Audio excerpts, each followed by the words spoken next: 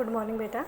आज हम आपका जो अर्थशास्त्र है यानी कि इकोनॉमिक्स है उसके बुक का आपका 3rd चैप्टर करेंगे। ये आपका पेपर में आएगा मुद्रा और शाख।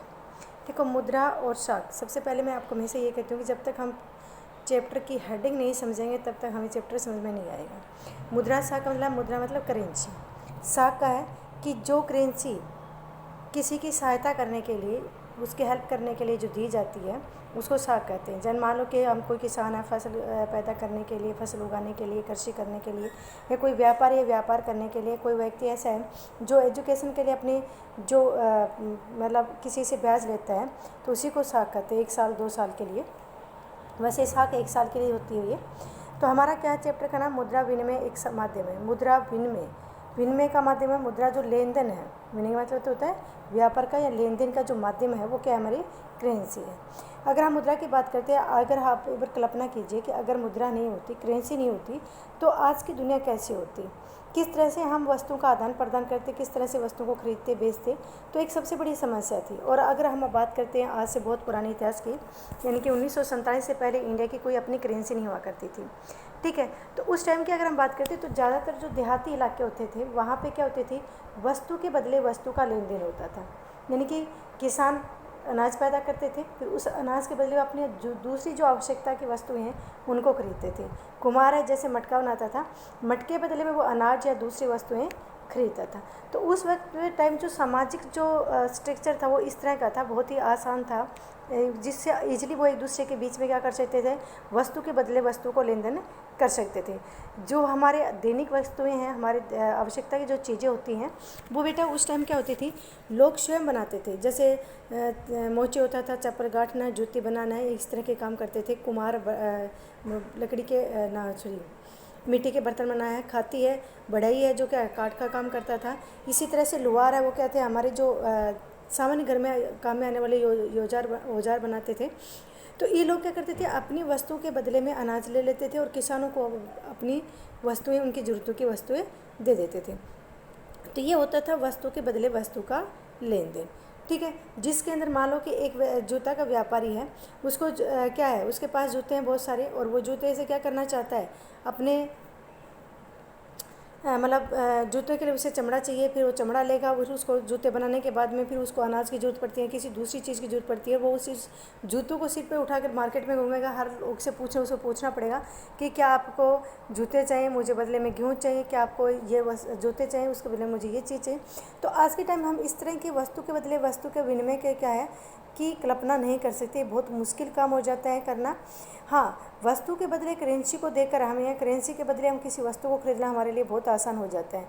वस्तु के बदले वस्तु को देना होता है आवश्यकताओं का दोहरा सहयोग, यानी कि हम जो चीज़ बेच रहे हैं और हमें जो खरीदनी है, तो अगले को हमारी चीज़ की डिमांड होनी चाहिए और अगला जो बेच रहा है उसके पास में हमारी डिमांड की वस्तु होनी चाहिए, ठीक है, जो कि बहुत मुश्किल है आधुनिक युग में। इसलिए आज हमारा जो चैप्टर है ये कि किस तरह से मुद्रा, जो करेंसी होती है, वो एक शाख का काम करती है, एक वस्तु के विनिमय का काम करती है, और वो उसने आज के जीवन को किस तरह आसान बना दिया है, ठीक है।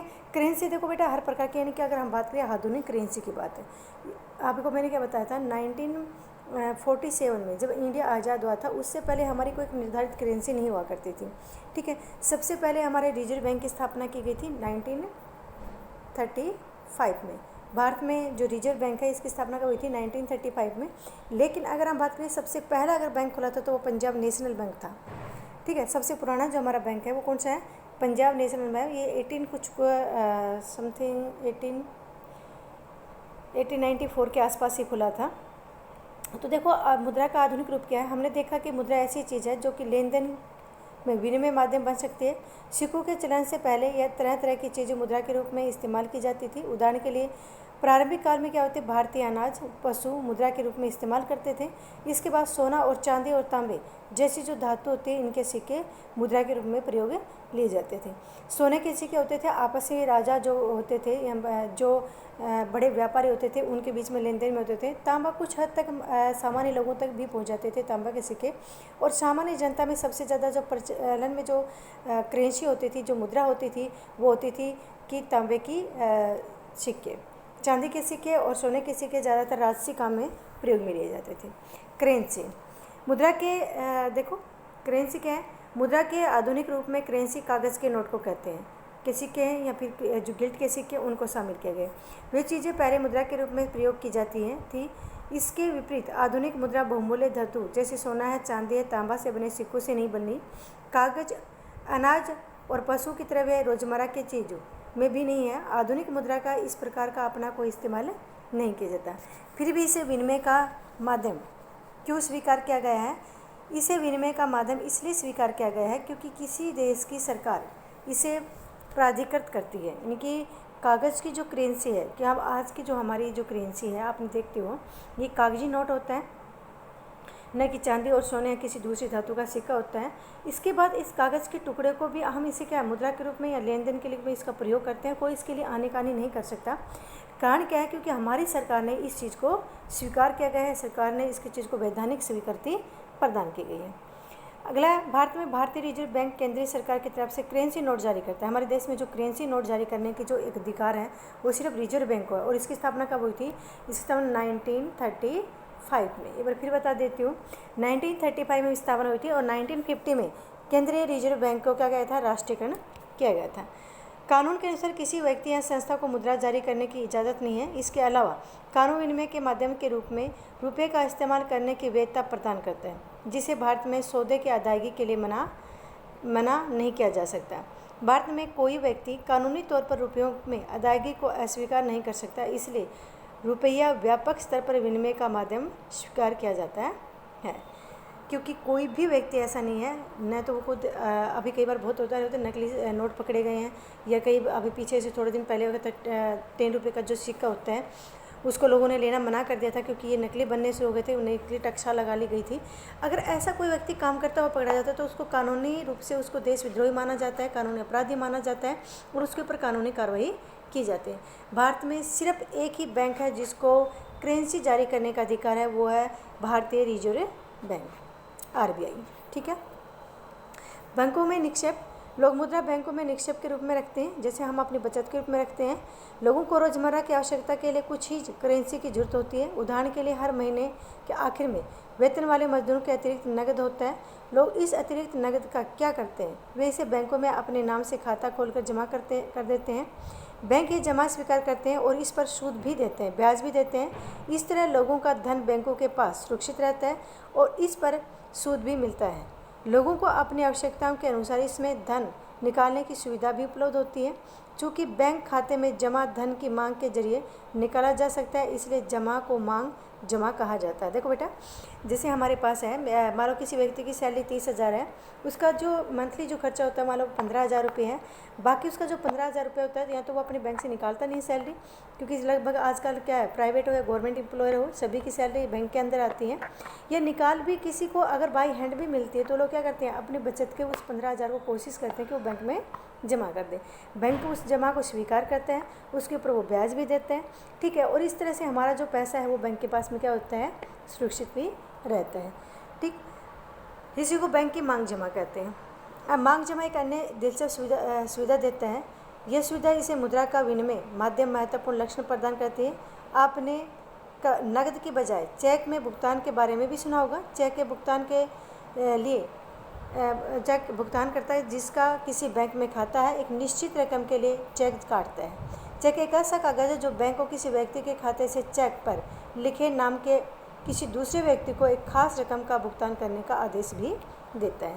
देखो, बैंक में आपने सभी ने देखा होगा, आप काफ़ी अवेयर आज के जो बच्चे हैं वो, कि हमारे यहाँ पे क्या होता है, बैंक सभी बैंक के चेक पासबुक देते हैं। चेक पासबुक में अगर हमारे पास जो चेक होता है उसमें हम किसी व्यक्ति का नाम भर के, अपना नाम भर के, एड्रेस वगैरह सारा भर के, उसमें हम क्या करते हैं, उसमें जमा राशि भर देते हैं, कितनी अगले को निकाल सकते हैं और उसके ऊपर अपने सिग्नेचर होते हैं।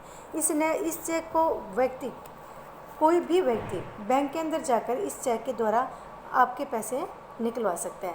ये एक विनिमय के माध्यम को आसान बनाने के लिए किया गया है। इस तरह से हम देखते हैं कि मांग जमा में मुद्रा के अनिवार्य लक्षण मिलते हैं। मांग जमा के बदले चेक लिखने की सुविधा से बिना नकद का इस्तेमाल किए सीधा भुगतान करना संभव होता है। चूँकि मांग जमाओं को करेंसी के साथ व्यापक स्तर पर भुगतान का माध्यम स्वीकार किया जाता है, इसलिए आधुनिक ग्रामीण अर्थव्यवस्था में इसे भी मुद्रा का मुद्रा समझा जाता है। यहाँ आपको बैंक की भूमिका को याद रखना होगा। बैंक के लिए इन जमाओं के बदले कोई भी मांग जमा भुगतान नहीं होगा। मुद्रा के आधुनिक रूप करेंसी और जमा आधुनिक बैंक प्रणाली की कार्य प्रणाली से बहुत करीब से जुड़े हुए हैं। ये तो था हमारा बैंकों के द्वारा हमारी दी गई सुविधाएं। अब आपका है बैंकों के ऋण संबंधी गतिविधियां। यानी कि एक तो होता है कि हम अपनी बचत को बैंकों में जमा कराते हैं। बैंक हमें सुरक्षा प्रदान करते हैं, हमारे पैसे को सेफ रखते हैं, साथ में उसके ऊपर हमें रेंट भी देते हैं, ब्याज भी देते हैं। दूसरा होता है कि जब हमें ज़रूरत पड़ जाती है, कोई मुसीबत आ जाती है, तो उस टाइम हम बैंक से लोन ले सकते हैं, लेकिन उसकी अपनी कुछ शर्तें होती हैं। बैंक की शर्तें क्या होती है बेटा? बैंक तभी आपको लोन देगा जब आप उसके पास में अपनी कोई प्रॉपर्टी, ठीक है, गिरवी रख सकते हो। यानी कि जैसे आपके पास प्लॉट है, आपके पास घर है, आपके पास दुकान है, आपके पास खेत है, यहाँ तक कि आपके पास गोल्ड है, सोना है, क्योंकि गोल्ड के ऊपर लोन सबसे ज़्यादा दिया जा रहा है। और इसके अलावा क्या है कि एजुकेशन लोन भी मिलता है। जब हम अपनी प्रॉपर्टी को, कोई भी प्रॉपर्टी बैंक के पास रखते हैं गिरवी, उसके बदले में बैंक हमें लोन देने के लिए तैयार हो जाता है। अब हम जो बैंक के पास पैसा जमा करते हैं, उसका बैंक क्या करता है? देखो, बैंक क्या करता है उसका, कि हमने बैंक के पास पैसा जमा कर दिया, तो बैंक क्या करेगा, उसी पैसे को दूसरे किसी कर्जदाता को कर्जा दे देगा। और बदले में बैंक का जो रेंट होता है, जैसे हमें बैंक 1 रुपया दे रहा है, लेकिन कर्जदार जिससे बैंक से लोन ले रहे हैं व्यक्ति, उससे बैंक 1.5 रुपये में वो कर्जे पे दे रहा है। यानी कि उसका जो 50 पैसा है, यानी कि हमें दिया गया 1 रुपया, हमने जो बैंक में जमा कराया, तो हमें बैंक क्या दे रहा है, 1 रुपया दे रहा है। और बैंक के उल्टा क्या है कि बैंक जब हमारे रुपये को, जमा रुपये को जब किसी दूसरे व्यक्ति को ब्याज में देता है, तो उस रुपये को वो 1.5 रुपये ब्याज में दे रहा है। तो बीच का जो 50 पैसा है, यही बैंक की मुख्य आय मानी जाती है। इसके अलावा बैंक क्या करता है कि हमेशा जितना पैसा उसके पास जमा है, उस जमा पैसे का 15% हिस्सा हमेशा अपने पास कैश में रखते हैं। क्योंकि कोई भी बैंक में पैसा अपना जमा किए हुए पैसे को निकालने के लिए ज़रूरतमंद व्यक्ति कभी भी आ सकता है, इसलिए 15% 15% नकद बैंक अपने पास जमा के रूप में रखते हैं। आगे समझ में आपको? अगला देखो, साख की 2 विभिन्न स्थितियाँ कौन सी होती हैं? देखो, साख 2 प्रकार, आपको मैंने बताया कि एक ऐसी गतिविधि है जिसमें कि हम किसी अपनी ज़रूरत को पूरा करने के लिए बैंक से लोन लेते हैं, या फिर अपने किसी रिश्तेदार से, अपने गांव के साहूकार से, पैसे वाले लोगों से हम क्या करते हैं, पैसा उधार में लेते हैं। हमारी रोज़मर्रा की गतिविधि में से बहुत से लेन देन होते हैं जहाँ किसी न किसी रूप से ऋण का प्रयोग होता है। ऋण उधार में से हमारा तात्पर्य एक सहमति से है, जहाँ साहूकार कर्जदार को धन, वस्तुएं, सेवाएं मुहैया कराता है और बदले में भविष्य में कर्जदार से भुगतान करने का वादा लेता है। अब हम निम्नलिखित उदाहरणों के द्वारा देखते हैं कि ऋण की क्या भूमिका होती है। मान लो ऋण त्योहारों के मौसम में लिया जाता है, किसी भी, जैसे दीपावली का त्यौहार आता है, या फिर हमके सर्दियों के जो मौसम होता है, सीजन होता है, तो सर्दियों के मौसम में जूते, गर्म कपड़ों के लिए भी क्या होते हैं, व्यापारी या दुकानदार ऋण लेते हैं बैंक से, और अपना सामान, एक्स्ट्रा सामान अपना ले आते हैं। जैसे उनका सामान बिकता है या उनका सामान तैयार हो जाता है, मजदूरों का जो खास करके कारीगर होते हैं, तो उसके साथ वो क्या करते हैं, अपने सामान को, तैयार सामान को मार्केट में बेचकर बैंक का आसानी से लोन चुका देते हैं और बचत भी रख लेते हैं। सलीम उत्पादन के लिए व कार्यशील पूंजी के जरूरत को ऋण के द्वारा पूरा करता है। ऋण उसे उत्पादन के कार्यशील खर्चा तथा उत्पादन को समय पर पूरा करने में मदद करता है। वह अपनी कमाई बढ़ा सकता है। इस प्रकार ऋण एक महत्वपूर्ण, मतलब एक जूते का व्यापारी है जिसने क्या किया है कि अपना एक्स्ट्रा ऑर्डर देता है किसी को जूते के लिए, जूते बनाने के लिए। उसे 3000 जोड़ी जूते की जरूरत होती है। उसको वो जिस कारीगर से वो जूता बनवा रहा है, उसको वो क्या करता है, एक्स्ट्रा यानी कि उसको सैलरी भी देता है और साथ में उसको कच्चा सामान यानी कि चमड़ा वगैरह खरीद के उसको देता है। जैसे जूते तैयार हो जाते हैं, तैयार होने के बाद में वो जब उसको जो 3000 जोड़ी उसको जूते मिल जाते हैं, उनको वो मार्केट में बेचकर, यानी कि बैंक से उसने लोन लिया, उससे दूना वो कमा सकता है। जब